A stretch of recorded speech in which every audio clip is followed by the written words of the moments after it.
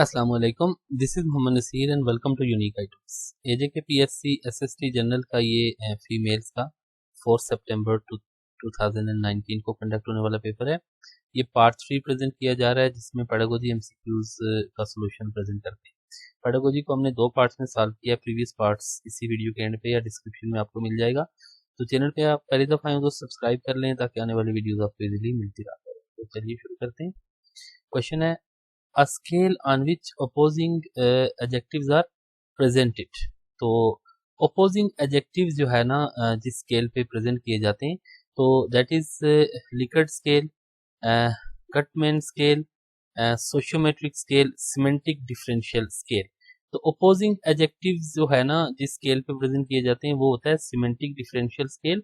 Semantic का मतलब होता है ना समथिंग रिलेटेड टू मीनिंग्स, ये लिंग्विस्टिक की ब्रांच होती है बेसिकली सिमेंटिक। तो रिलेटेड टू मीनिंग, तो मीनिंग्स में डिफरेंट डिफरेंशियल जो है ना सिमेंटिक डिफरेंशियल वो अपोजिंग एडजेक्टिव्स होते हैं, ठीक है। तो which of the following is not the type of administration. Administration की टाइप कौन सी नहीं है? अथॉरिटेरियन, ये जो है ना बॉस इज ऑलवेज राइट वाली होती है। डेमोक्रेटिक, इसमें जो है ना कोऑपरेशन होता है और म्यूचुअल शेयरिंग होती है इसमें। जबकि लेजिस फेयर एडमिनिस्ट्रेशन में उसको बॉस को जो भी एडमिनिस्ट्रेटर होता है ना उसको कोई कंसर्न नहीं होता, बस सब अच्छा होता है कि रिपोर्ट होती है। तो इंस्ट्रक्शनल एडमिनिस्ट्रेशन, ये एडमिनिस्ट्रेशन कोई टाइप नहीं है, इंस्ट्रक्शनल कोई टाइप नहीं है, बाकी सारी एडमिनिस्ट्रेशन की टाइप्स हैं। Boss is always right is the feature of, ये होता है आपका अथॉरिटेरियन एडमिनिस्ट्रेशन में कि बॉस इज ऑलवेज राइट। वो बहुत सख्त आप कह सकते हैं कि ऑटोक्रेटिक एडमिनिस्ट्रेशन होती है ये। आप कह सकते हैं कि जो डेमोक्रेसी होती है ना तो वो डेमोक्रेटिक एडमिनिस्ट्रेशन वो उसकी एक टाइप है बेसिकली एडमिनिस्ट्रेशन की। तो डेमोक्रेटिक एडमिनिस्ट्रेशन में म्यूचुअल शेयरिंग होती है, अंडरस्टैंडिंग होती है। तो लेजिस फेयर में केयर नहीं किया जाता, वो बॉस जो है ना तो वो जान छुड़ाने के चक्कर में होता है। तो यहाँ पे ए आंसर आ जाएगा। Bringing harmony among all the elements of a program is, तमाम प्रोग्राम के एलिमेंट्स में हार्मोनी लेके आना, that is coordinating, planning, commanding, organising. तो ये क्या होता है? कोऑर्डिनेटिंग, यानी कि तमाम एलिमेंट्स को आपस में जोड़ के रखना। ये क्या होता है?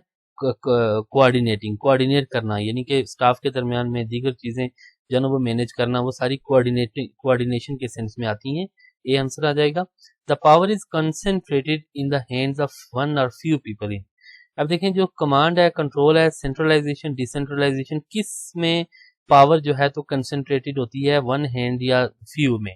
तो डिसेंट्रलाइजेशन आपको पता है कि जब अथॉरिटी जब नीचे दे दी जाती है ना तो वो डिसेंट्रलाइजेशन होती है, यानी कि जब आप इख्तियारात को तकसीम कर लेते हैं तो वो डिसेंट्रलाइजेशन होती है। जबकि सेंट्रलाइजेशन में सेंटर के पास इख्तियारात होते हैं, मरकज के पास इख्तियारात होते हैं, एक या चंद लोगों के पास इख्तियारात होते हैं। तो ये power is concentrated in the hands of one और फ्यू, ये सेंट्रलाइजेशन की ये एग्जांपल है। What is central to administration? Administration के लिए बहुत ज्यादा इंपॉर्टेंट चीज क्या है? Coordination, organisation, communication, decision making. तो सेंट्रल टू एडमिनिस्ट्रेशन यानी कि most important part of the administration is decision making, भी यहाँ पे आंसर आ जाएगा। Article 25A of the constitution obligate state to provide free and compulsory education up to class. Pakistan के article 25A जो है 1973 के आइन का, वो पाकिस्तानी स्टेट को ये ओब्लिगेट करता है, उसको उसके लिए ये जरूरी करार देता है कि आपने फ्री एंड कंपलसरी एजुकेशन देनी है। तो वो बेसिकली तो ये है कि 5 to 16 ईयर है 25A आर्टिकल के अकॉर्डिंग, लेकिन उसमें यह भी है कि as provided by the law. तो फिर यह है कि 16 ईयर तक मैट्रिकुलेशन हो जाती है। तो मैट्रिकुलेशन तक जो है ना तो उसके बाद उस आर्टिकल के अकॉर्डिंग जो है तो कानून के मुताबिक क्या है कि ऑब्लिगेटरी है, ये स्टेट के ऊपर ये जिम्मेदारी है कि वो फ्री एजुकेशन बच्चों को प्रोवाइड करे। A scoring guide use to evaluate the quality of student is known as. ऐसी स्कोरिंग गाइड जिसके जरिए बच्चों की evaluate the quality of student is known as. Quality of student को चेक करने के लिए कौन सा स्कोरिंग गाइड यूज होती है? तो ये रूब्रिक होती है, तो जिसमें बच्चे जो है ना अपना अपना वो जवाब देते हैं अपने हिसाब से। तो ये रिसर्च में ये जो है ना स्कोरिंग गाइड ये यूज होती है। Emotions rise abruptly but die, suddenly, slowly, quickly, never. तो इमोशन, जज्बात जो होते हैं ना वो बहुत बढ़ावा उनका एकदम होता है, जल्दी से जज्बात में आ जाता है बंदा, वो क्विकली इमोशंस आते हैं, लेकिन वो क्या होते हैं? डाई, आहिस्ता आहिस्ता आहिस्ता वो खत्म होते हैं। डाई स्लोली, भी यहाँ पे आंसर आ जाएगा। Which is the master emotion? Emotions में जो बच्चों में जो सबसे जो जज्बा, ऐसा जज्बा जो मास्टर इमोशन है दैट इज हैप्पीनेस, वरी परेशानी, फियर या एंगर गुस्सा। तो ऐसा इमोशन जो बचपन में अगर पैदा हो जाए ना तो एंड तक फिर वो पूरी जिंदगी उस बंदे की वो जान नहीं छोड़ता। तो वो इमोशन है इसमें फियर। देखिए ना, एक बच्चा अगर बचपन में किसी चीज से डर जाता है ना तो वो सारी जिंदगी बड़ा होकर भी उस चीज से वो डरता रहता है। इट मीन्स के इमोशन, वो ऐसा इमोशन जो सारी जिंदगी उसकी जान नहीं छोड़ता, ये क्या है, फियर है। तो फियर ये मास्टर इमोशन है, तमाम इमोशंस में ये टॉप पे है। If a child is afraid of school he becomes, अगर एक बच्चा स्कूल से डरता हो तो वो क्या बनेगा, पंक्चुअल, रेगुलर, ओबीडियंट, ट्रॉन्ट। तो देखिए ना, पंक्चुअल बच्चा स्कूल से अफ्रेड वो नहीं हो सकता, रेगुलर भी नहीं हो सकता, ओबीडियंट भी नहीं हो सकता। स्कूल से जो डरा हो तो वो उसमें ये क्वालिटीज पैदा नहीं हो सकती। उसमें वो ट्रॉन्ट, ट्रॉन्ट क्या होता है कि विदाउट एनी रीजन जो है तो वो बच्चा स्कूल से जो गैरहाजिर रहता है उसके लिए ये लफ्ज यूज होता है ट्रॉन्ट। तो ये स्कूल से गैरहाजिर होने वाला बच्चा, डी आंसर आ जाएगा। Which is the age in which a child laughs less and smiles more. आपको पता है कि बचपन में, शुरू में, अर्ली चाइल्डहुड में बच्चे ज्यादा हंसते हैं, लेकिन फिर क्या होता है, babyhood, early childhood, letter childhood, adolescence.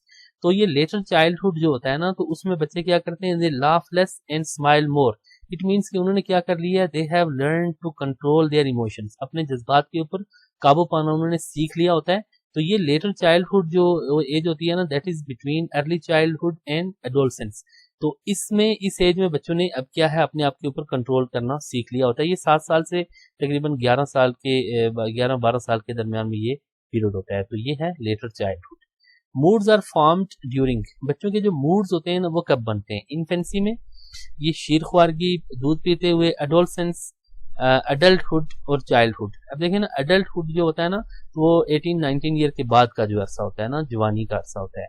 Adolescence जो है ना, that is between letter childhood and adulthood, जवानी और बचपन के दरमियान में जो लड़कपन होता है, ये टीन एज होती है बेसिकली। एडोलसेंस 12-13 साल से 19 ईयर तक ये एज होती है। तो एडोलसेंस में बच्चों के मूड बनते हैं। एक दफा जब मूड बन जाते हैं तो फिर वो क्या होते हैं, वो परमानेंट सी आस्ता आस्ता उनमें जाके एडल्टहुड में आ जाती है। डी आंसर होगा। What teacher wants students to learn and students actual learning is called. What teacher wants students to learn, जो चीज बच्चों को टीचर पढ़ाना चाहता है ना तो वो इंस्ट्रक्शन होती है बेसिकली। कॉग्निशन तो थॉट प्रोसेस होता है ना, और कंप्रीहेंशन ये अंडरस्टैंडिंग होती है, और एनालिसिस आप करते हैं चीजों का, एक दूसरे से मैच करते हैं उनको।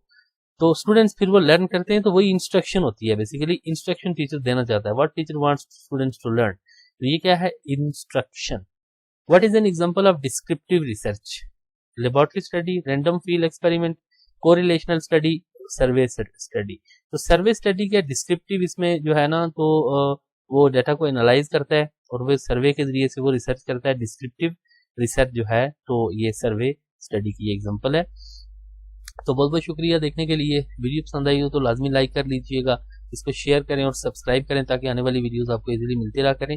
तो इस तरह की मजीद वीडियोस का लिंक आपको राइट साइड पे नजर आ रहा होगा। फिर मिलते हैं आपसे किसी नई वीडियो में, तब तक अपना ख्याल रखें और इस चैनल का भी। अल्लाह हाफिज।